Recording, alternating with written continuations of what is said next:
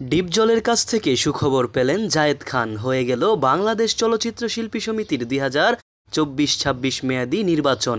এবারের নির্বাচনে জয়ী হয়েছেন মিশা ডিপজল প্যানেল। বিজয়ের হাসি হাসার পরই সাধারণ সম্পাদক পদে জয়ী মনোয়ার হোসেন ডিপজল সুখবর দেন জায়েদ খান সহ অসংখ্য শিল্পীদের। সম্প্রতি সংবাদ মাধ্যমে চলচ্চিত্র শিল্পী সমিতির নির্বাচনে জয়ী সাধারণ সম্পাদক ডিপজল বলেন, নির্বাচনের সময় ভোট দেয়া নিয়ে দলাদলি থাকলেও ভোটের পর সেটা আর হবে না, কারণ আমরা সবাই এক। সব শিল্পী এক হয়েই আগামীর দিনে এগিয়ে যাব। ডিপজল আরও বলেন, আমি নিপুণকে চলচ্চিত্রে এনেছি, ওকে আমি আমার মেয়ের মতোই দেখি, আমি নিপুণকে আমার মেয়ের মতোই আদর করি। নির্বাচনে হার জিত বড় কথা না, সবার একসঙ্গে কাজ করাটাই বড় কথা।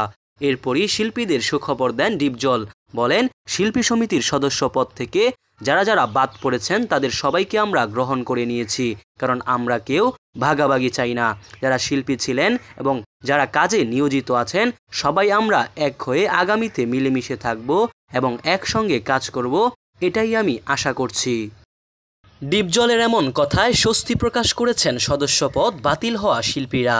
এদিকে হারানো সদস্যপদ ফিরে পাওয়ার সুখবরে খুশি চিত্রনায়ক জায়েদ খান, কেননা চলতি বছরের মার্চেই অনৈতিকভাবে চলচ্চিত্র শিল্পী সমিতিতে নিজের সদস্যপদ হারিয়েছিলেন সাবেক সাধারণ সম্পাদক পদে নিয়োজিত এই অভিনেতা। মোহাম্মদ সায়েম সরকার, নিউজ বাংলাদেশ 64।